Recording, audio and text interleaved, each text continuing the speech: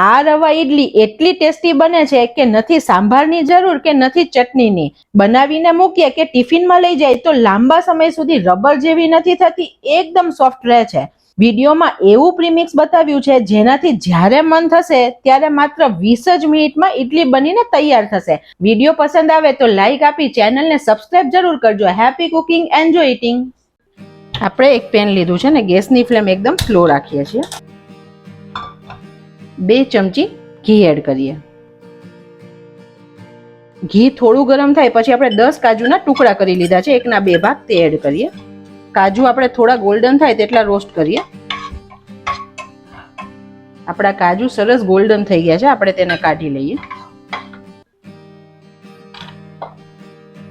તે જ ઘીની અંદર અડધી ચમચી જેટલી રાઈ એડ કરીએ. ગેસની ફ્લેમ એકદમ સ્લો રાખી છે. અડધી ચમચી જીરું એડ કરીએ. તમને ઘી વધારે ગરમ લાગતું હોય તો તમે 1 મિનિટ માટે બંધ કરી શકો છો ગેસને. 1 ચમચી જેટલી અડદની દાળ એડ કરીએ. 1 ચમચી ચણાની દાળ એડ કરીએ. મેં પણ ગેસની ફ્લેમ 1 મિનિટ માટે બંધ કરી દીધી હતી કેમ કે ઘી વધારે ગરમ હતું. દાળ થોડી ગોલ્ડન થાય પછી આપણે અડધી ચમચી જેટલા તીખા લીલા મરચા એડ કરીએ અને 1/4 ચમચી જેટલું સમારેલું આદુ એડ કરીએ. આદુ મરચા સમારેલા હોય તેનો ટેસ્ટ આ ઇડલીમાં બહુ જ સરસ લાગે છે ફ્રેન્ડ્સ. અને 8 થી 10 લીમડાના પાનને સમારી લીધા છે.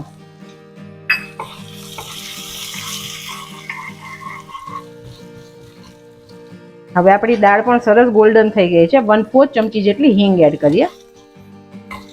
વાવ ફ્રેન્ડ્સ, એટલો મસ્ત વઘાર અત્યારે તૈયાર થયો છે. તેની અંદર આપણે 1 કપ જેટલો મોટો સૂજી એડ કરીએ છીએ અને બધું આપણે એકવાર મિક્સ કરીએ. આપણે ઘીનું પ્રમાણ બહુ વધારે નથી રાખવાનું ફ્રેન્ડ્સ, ખાલી જસ્ટ કોટ થાય ને રવાને એટલું જ ઘી રાખવાનું છે. અડધી ચમચી જેટલું મીઠું એડ કરીએ છીએ અને રવામાંથી સુગંધ આવે તેટલો આપણે તેને શેકવાનો છે. એપ્રોક્સ 1 થી 2 મિનિટમાં રવો શેકાઈ જશે.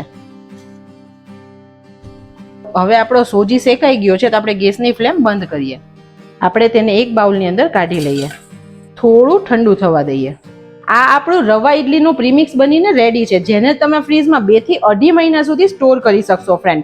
અત્યારે મેં જે માપ લીધું છે તે અત્યારે ઇડલી બને તેટલું લીધું છે. જો તમારે વધારે પ્રીમિક્સ બનાવીને રાખવું છે તો તમારે આની ક્વોન્ટિટી ડબલ કરીને બનાવીને રાખવાનું. એકદમ સરળ માપ કહું, 1 કપ રવો લીધો તો આપણે 1 કપ દહીં લેશું. બંનેને આપણે મિક્સ કરી દઈએ.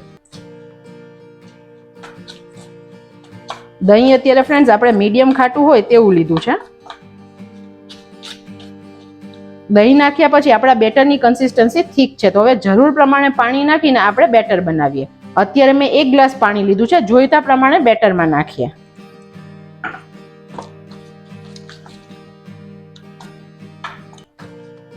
આપણે ઇડલીનું બેટર હોય તેવી જ કન્સિસ્ટન્સી રાખવાની છે અને આપણો રવો શેકેલો છે ને તો બિલકુલ લમ્સ નહીં બને.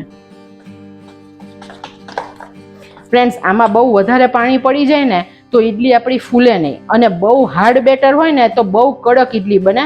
તો બેટર બનાવવામાં હંમેશા પરફેક્ટ કન્સિસ્ટન્સી રાખવાની, જેથી હું તમને કન્સિસ્ટન્સીથી બતાવું છું કે જેથી તમને ખ્યાલ આવે.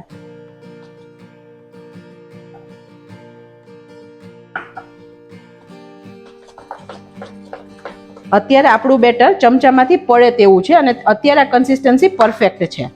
આટલું બેટર બનાવવા માટે મારે 1/4 ગ્લાસ પાણીની જરૂર પડી છે અને 2 ચમચી જેટલી કોથમીર એડ કરીએ. ફરીથી એકવાર મિક્સ કરી દઈએ. અત્યારે બેટરની કન્સિસ્ટન્સી થીક જ રહેવા દેવાની, પછી પાછળથી આપણે જોઈશે તો પાણી એડ કરીશું.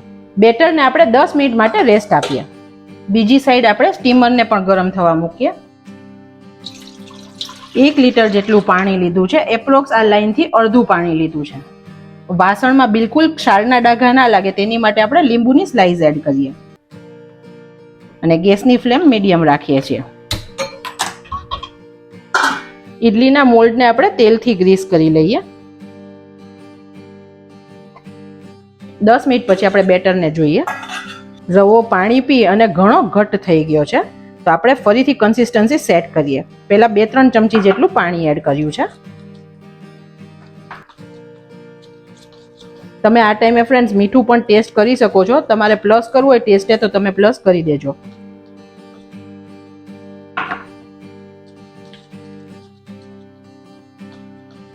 હવે આપણું બેટર પરફેક્ટ છે. હું તમને બતાવું, આમ ચમચામાંથી પડે તેવું છે. એકદમ વધારે રની કન્સિસ્ટન્સી નથી ને એકદમ વધારે થીક પણ નથી. રવાને સરસ ફૂલાવવા માટે આપણે 1 સેશે ઈનો એડ કરીએ છીએ. તેને એક્ટિવેટ કરવા માટે બીજું 1 ચમચી જેટલું પાણી એડ કરીએ છીએ અને સરખું મિક્સ કરી દઈએ, જેથી બેટર સરસ ફૂલી જશે. ઈનો નાખ્યા પછી વધારે ફ્રેન્ડ્સ હલાવવાનું નથી, માત્ર મિક્સ કરવાનું છે. કાજુના ટુકડા રોસ્ટ કર્યા તે મૂકીએ, જેથી લુક પણ સરસ લાગશે ને ખાવામાં આવશે ત્યારે ક્રંચ પણ લાગશે. હવે આપણે બેટર એડ કરીએ.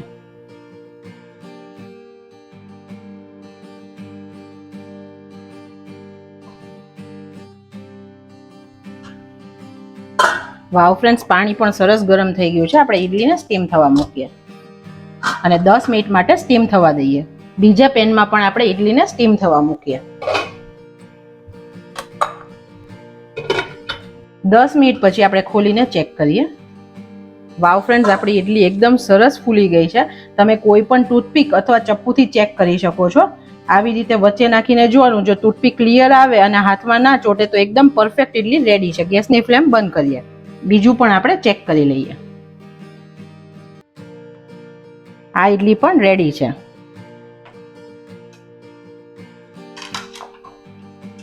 એક થી 2 મિનિટ થોડી ઠંડી થાય પછી આપણે તેને અનમોલ્ડ કરીએ.